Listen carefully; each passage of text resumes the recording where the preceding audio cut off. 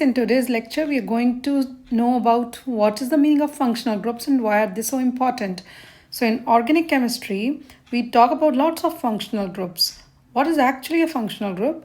It is an identifiable group of connected atoms in a molecule that is mainly responsible for the characteristic physical and chemical properties of a compound. So suppose you have a compound, say you have a compound XY, and you attach certain something to that, say OH to that, then this OH imparts certain properties to this molecule, and this OH is called the functional group because it dictates the most of the physical and the chemical properties of the molecule. Now, why are the functional groups important?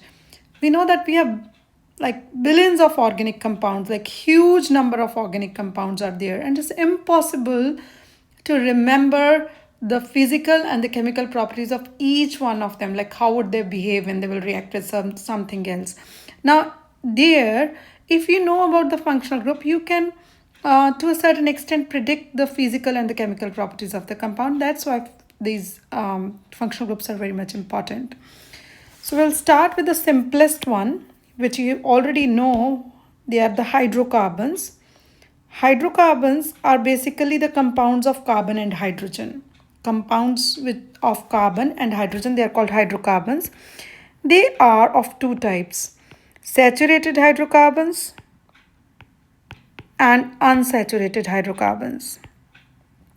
Now, to understand the meaning of this, we need to recall that carbon is a tetravalent element or atom. Carbon is a tetravalent atom. Now, if you want to add something to this, say you want to add X2 molecule to this, okay? Now, since carbon is tetravalent and all the four valencies are already satisfied, it cannot go beyond 4 bonds. So, the only way to add this X2 to this is to replace some hydrogen with the X, which means to do a substitution reaction. So this is substitution reaction. You can't add anything. You can only replace something by something. So such hydrocarbons are called saturated hydrocarbons. Alkanes are basically saturated hydrocarbons where the valency of carbon.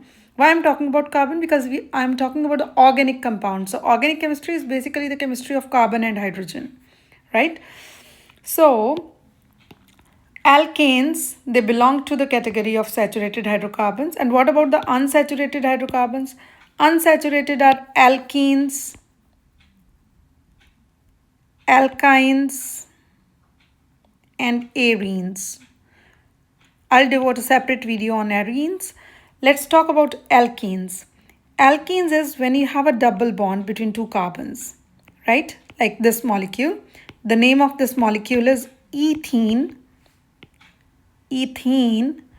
and it belongs to the category of alkenes, right? Here, there is a double bond between the two carbons, and whenever we have a double bond, we know that one is sigma, another is pi, right? Of course, we can't distinguish like which one is sigma, which one is pi, but pi is always formed in addition to a sigma bond, right? Now you have the ethene and you add, suppose, X2 to this, okay? So under suitable conditions, what can happen? This can get added onto the alkene. Now I want to make certain things. We know that if I say this is a carbon-carbon bond, this bond, what does this represent? This bond is formed by 2 electrons. Okay, so just to make the things clearer to you, I am showing them with the 2 dots. You should not. This is just for your understanding. And similarly, here there are 2 electrons. Now, under suitable conditions, when they react, what happens is that the double bond between the 2 carbons get broken. Okay, and a new bond is formed between the carbon and X. And the electrons for that are coming, the electron which this carbon has already shared with the other carbon is now being shared with the X, right? And the other electron is coming from X. So this is how the things happen when X2 or any molecule for that instance is added to alkenes. And these reactions are called addition reactions. It's not replacement, it is addition. Something new is added to that. And that something can only be added if there is a scope for addition. If something is unsaturated, if something is already saturated, doesn't want anything, it's already satisfied. So alkenes are called unsaturated hydrocarbons, or alkenes belong to this classification, that is unsaturated hydrocarbons. Okay. On similar lines, alkynes, where we have a triple bond, they are also unsaturated hydrocarbon. Something can be added to this because carbon is forming 3 bonds with the other carbon. So those 2 bonds can be used to add new things to this, right? So this was about alkanes, alkenes, and alkynes. For arenes, I would make a separate video. Now we'll talk about the next functional group, which is called alkyl halides or haloalkanes. Alkyl halide is the common name, haloalkane is the IUPAC name, haloalkanes. Okay. Now to understand what is the meaning of this, you can envision it like if you have an alkane molecule like methane, this is CH4, methane, which is a category of alkanes or saturated hydrocarbons. Now, if you replace any of these hydrogens with a halogen, when I say halogen, that means fluorine, chlorine, bromine, iodine, astatine, fluorine, chlorine, bromine, iodine, group 17. Okay. So, if you replace any of the hydrogens with these, then this molecule belongs to the category of alkyl halides or haloalkanes. The name of this particular compound would be methyl chloride, methyl or methyl chloride, the way you want to pronounce. And the IUPAC name would be chloromethane, chloromethane, right? Chloromethane. Fine. On similar lines, if I have, let's say, CH3, which is an alkane, ethane, if you replace one of the hydrogens or with chlorine or bromine, okay, so let's do this time with bromine. So I would say the name for this compound is bromoethane or ethyl bromide, right? Now, next category.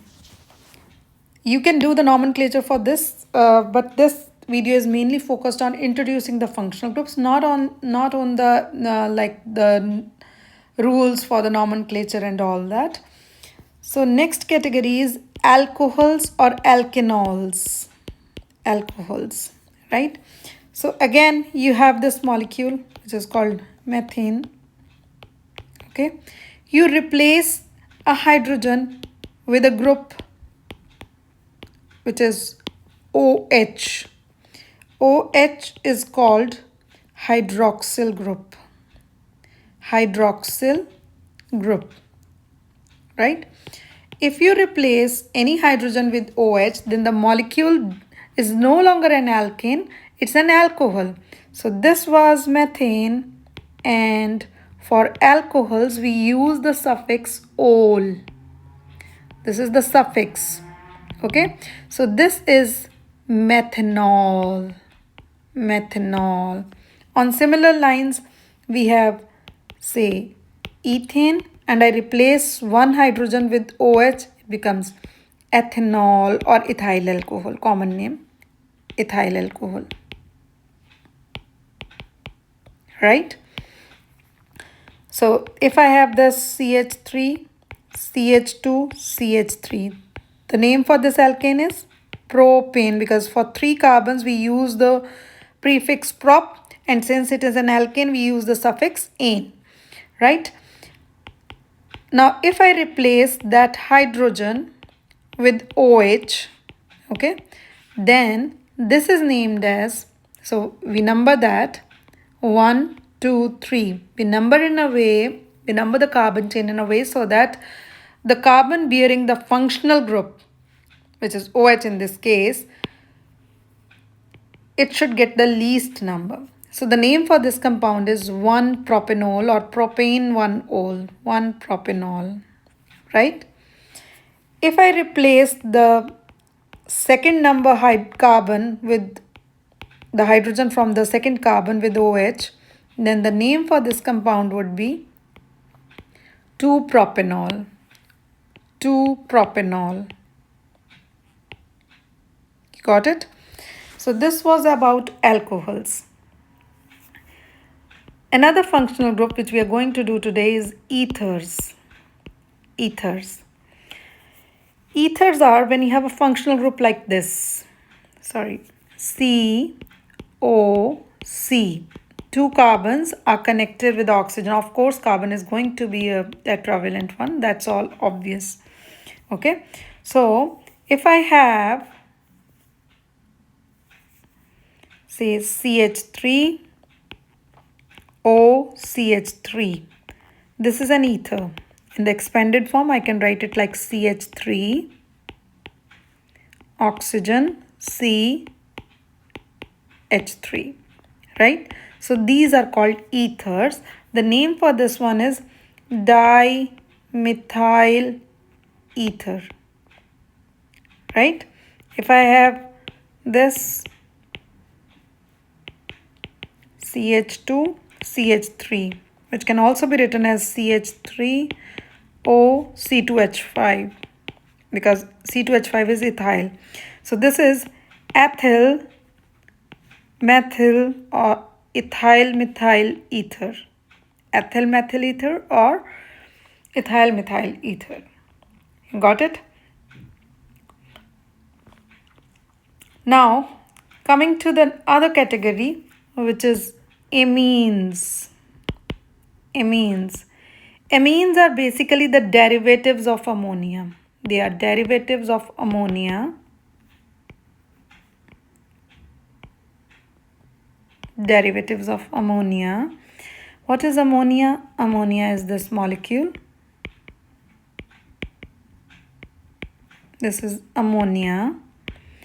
Now, if you replace a hydrogen with an alkyl group, what's the meaning of alkyl group? Alkyl group is like you have an alkane, okay? You have an alkane, which is this methane, and you replace this hydrogen. You replace this hydrogen and anything can be attached here. So this particular group, that is called alkyl group. Here it is methyl or methyl. If there are two carbons, it will be ethyl. So in general, we represent such groups with a symbol that is R. R is the general symbol for that, which may represent CH3, C2H5, C3H7, etc. Okay. Now why I'm talking about this? Because I want you to know about what the amines are. Now, if in the ammonia, you replace one of the hydrogens with an alkyl group, then this is called amine. And particularly, this is called primary amine. Primary amine. Okay. So if I write it properly, like give this CH3 here, right? This is methylamine. Methylamine. Or methanamine, right? If I replace two of the hydrogens with alkyl groups, then this is called secondary amine. Secondary amine, when both two hydrogens are replaced by the alkyl groups. Here R and R prime can be the same or different, or they can be different, right? So to give you the example, it can be like CH3 C2H5, right? Ethyl methylamine, right? This is a secondary amine. Everywhere nitrogen is having the lone pairs, that is obvious. I'm not depicting it. So, fine. Now, if in ammonia we replace all the hydrogens with alkyl groups, then it is called tertiary amine. Tertiary amine. Tertiary amine. For secondary, we use this symbol 2 degrees. For primary, we use this symbol. Okay. So these are amines. Amines have a fishy odor. That's it, their characteristic thing. They have the fishy odor. Okay. So that was about amines. Next category of functional group, these are the compounds, organic compounds are called carbonyl compounds. Carbonyl compounds. They are categorized into 2 categories, aldehydes and ketones. What does it mean? Carbonyl compounds are the organic compounds where you have this type of functional group, CO, C double bond O. Okay. Now, aldehydes are those carbonyl compounds where you have on one side of this carbonyl carbon an alkyl group or aryl group or anything like that, but on the other side it is always hydrogen, right? So this carbon is called carbonyl carbon. If it has on one side hydrogen and on the other side some alkyl group or some aryl group, something like that, then it is aldehyde. If it has on both the sides alkyl groups, then it's called a ketone. Okay, here R and R prime can be the same or different. Okay, so these are ketones. To give you the example, so if I have like CH3, C double bond O, this is a carbonyl carbon and hydrogen. So this is an aldehyde and we name them as alls at the end. So there are 2 carbons, so ethanol. Al is the suffix for aldehydes. Al. For ketones, if I have like CH3, C double bond O, CH3, ketones. So there are 3 carbons, so propanone. On is the suffix for ketones, right? For ketones, ons is the suffix. Fine.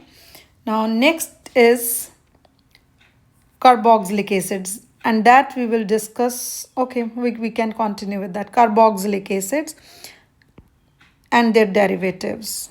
Carboxylic acids and their derivatives. Firstly, we'll talk about carboxylic acid. So if in a molecule we have this functional group C double bond O, OH. Okay, so there would be something here definitely because carbon is tetravalent. So then we categorize such organic compounds as carboxylic acid. Suppose I have CH3, C double bond O, OH. Okay, so you can imagine it as C in the expanded form CH3, and at the 4th position you have this group attached. Fine. So this is called ethanoic acid. Ethanoic acid. The common name for this is acetic acid, and which it is present in vinegar. Acetic acid, right? So the suffix for carboxylic acids is oic acid. That's the suffix. Okay.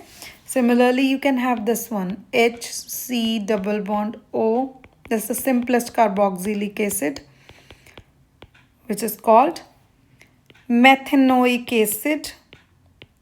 Methanoic acid. Their common names are more famous. Its common name is formic acid. It's present in red ants. Formic acid. Right, so these are carboxylic acid. There are several derivatives of carboxylic acids, like you have CH3, C double bond O, OH. This is a carboxylic acid. Now, if you replace this OH with a halogen, then it becomes acid halide. Acid halide.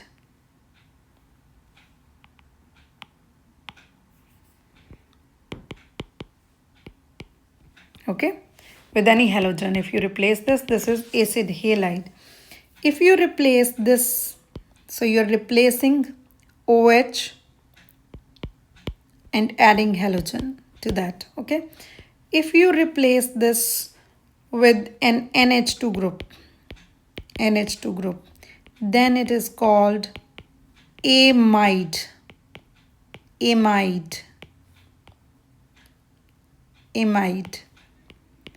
Okay, please be mindful of this is amide, not amine. Just by looking at, okay, NH2 this and amine, no, this NH2 is connected to C double bond O, so it collectively this becomes amide, acid halide, right?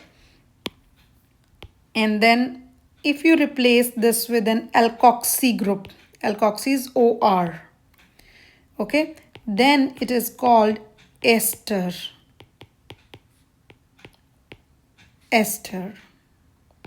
Okay, just like CH3, C double bond O, OCH3. So when you have a functional group like this, then it is ester. The characteristic thing about esters is they mostly have fruity odor. Ester. Okay. Now, there is another category which is called acid anhydride. Whenever you hear this word anhydride, anhydrous, it means something which is formed by the removal of water. Okay. So, I'm not showing you the exact reaction mechanism. I am just making the things a little oversimplified for you to understand the things. I just don't want to introduce the anhydrides like that. So anhydrides is if you add some dehydrating agent like P2O5 to this, what happens is two molecules of carboxylic acids, they undergo dehydration. H2O is removed. Okay, H2O is removed. Okay, and what you will get is this thing, CH3, C double bond O, O, C double bond O, CH3. This is called acetic anhydride because we started with acetic acid. So this is acetic anhydride, and this particular functional group, C double bond O, O, C double bond O, this thing, this is the characteristic of acid anhydrides. Acid anhydrides. Okay, so these were the common functional groups encountered in organic chemistry. Besides that, since we are going to make a new video, I'm going to make a new video on aromatic compounds. So they are basically cyclic, alternate single and double bonds, and they are planar, right? And if you add, this is benzene, basically the name of this compound is benzene. And if to this you add an OH directly, then this category is phenols. Okay, so this was a brief introduction actually about the functional groups, but if you go through all this, you'll be able to recognize alkanes, alkenes, alkynes, alkyl halides or haloalkanes, alcohols or alkanols, ethers, amines, carbonyl compounds, aldehydes and ketones, and carboxylic acids and carboxylic acid derivatives and their derivatives. This is what we covered in this lecture. Thank you.